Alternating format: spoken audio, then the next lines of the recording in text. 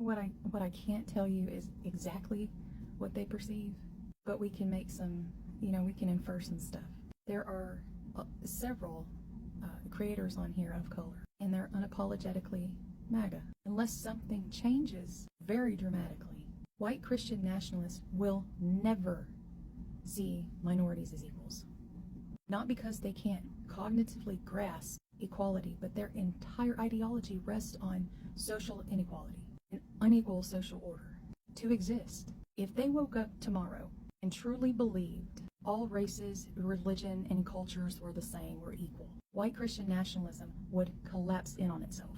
And here's why. Their power is built on hierarchy. White Christian nationalism is rooted in the idea that America was meant to be white. It was meant to be a Christian nation. White Christian nation ordained by God. The minorities are not just different in their eyes, they're outsiders, threats, moral inferiors. Equality would dismantle the entire system.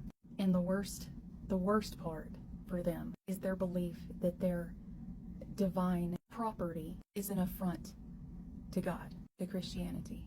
Their entire ideology depends on an enemy. It has to have an enemy. Sociologically, they use outgroup bias. That's the psychological need to define themselves in opposition to someone else.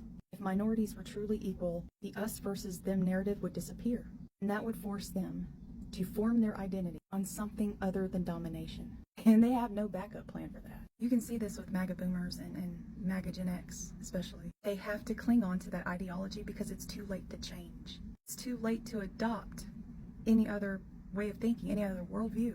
Equality also means accountability, right? And they lose power. Acknowledging minorities as equal means that admitting historical and present-day injustices are valid. It means reparations, fair laws, sharing political influence, or Jasmine Crockett and Cory Booker. All things that redistribute power away from them, the white Christian nationalists. And power, once shared, is harder to hoard.